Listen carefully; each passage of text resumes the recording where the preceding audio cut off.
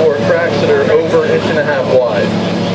Crack sealant has its place, but it isn't in that width of crack.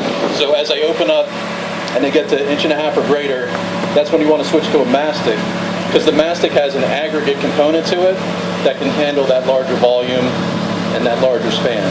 So it's an asphalt-based product with pre-measured aggregate to it. And what we're essentially doing is the same thing as crack sealant, is we're creating a voidless, waterproof seal. So there can't be any more infiltration of non-compressibles or water into that crack, and it's going to save that foundation. So first we're going to show you, this is an easy patcher. Now we introduced this a couple years ago.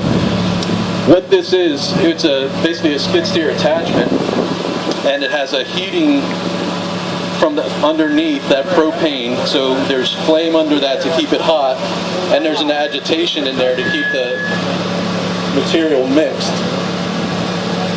Now, we did heat up the material in this bigger patcher too. This is a 200-gallon machine, and we're going to show you how to do a drag behind application after this. But you heat up your material in there, transferred it into this smaller tank. This is a 60-gallon capacity. And it's all controlled from within the cab. So Chris is going to start by opening the guillotine opening over here, the guillotine hatch. And it's going to pour mastic into this drag box, which floats on the pavement. As that fills up, he's just going to drive it along the crack, and you're going to get a nice overband, and it's going to fill in that crack as we move along. Ready? Go ahead.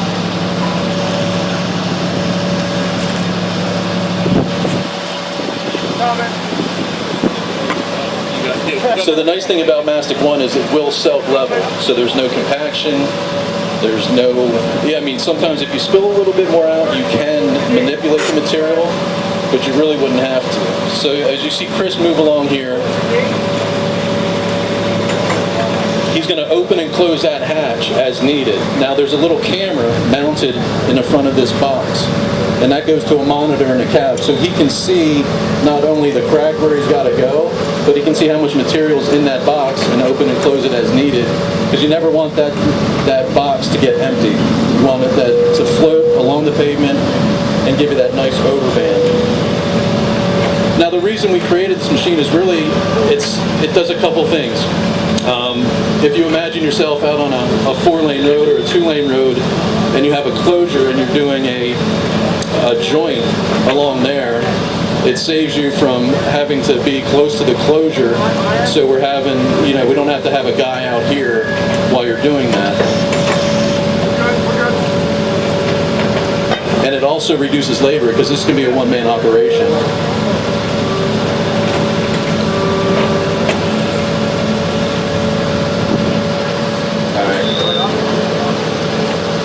So now he did that little stretch. If you guys can see here. We're going to go that way, guys.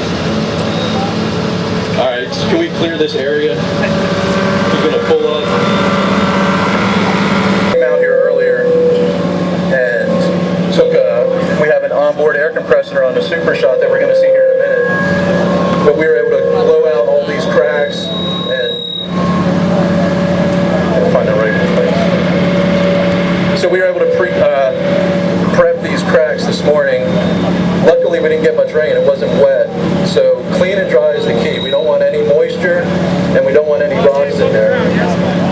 So now, after Chris is lined up again, he's just looking into that camera monitor, filling that box back up, and then he's just going to drag this bigger crack out.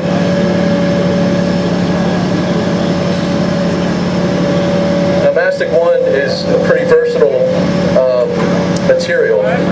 We use it a lot for joint failures. I'm from Pennsylvania, so we're doing a lot of joint failures with it.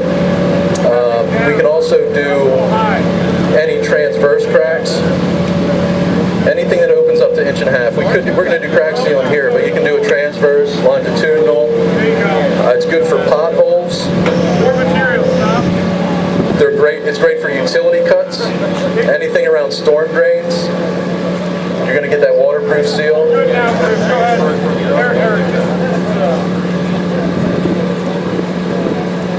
way a little bit. Yep, there you go. More material. So this hot pour mastic does ATM spec now, and it's on many QPLs across the country. Keep it coming, Chris. You're good. Oh, yeah. Now you can see this one really opened up here. Keep the material coming. So Chris can see that from inside the cab, that he's got to put a little bit more material down to fill in that larger gap. It's a lot wider and deeper. Right there, Chris. Go ahead. And you can see that drag box just floats right along the pavement. There's no adjustment needed for that at all. Keep the gate open, Chris. You're good.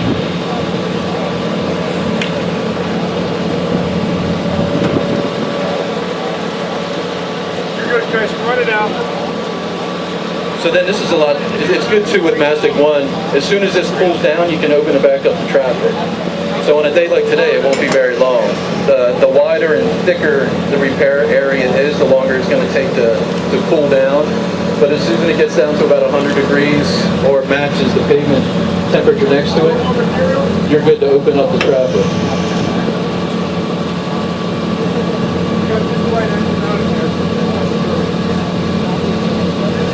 Go ahead and slow, Chris.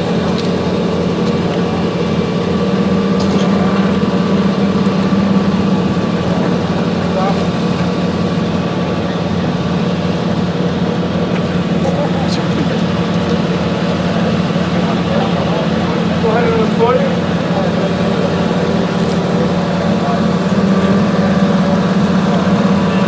So like I said, that holds about 60 gallons of material. We didn't fill it up the whole way, but you can see how far we got and how deep and wide these cracks were. So if we were in the field right now, this is about emptied out.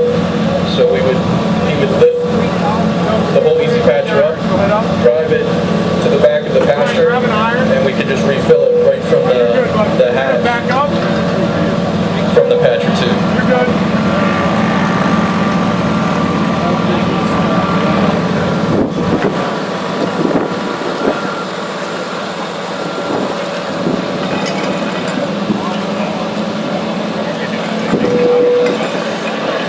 So you can see we achieved what we wanted to. We got a nice tight overband on either side of that crack, and we created that voidless repair that won't let any more water get into that crack and weaken that base anymore.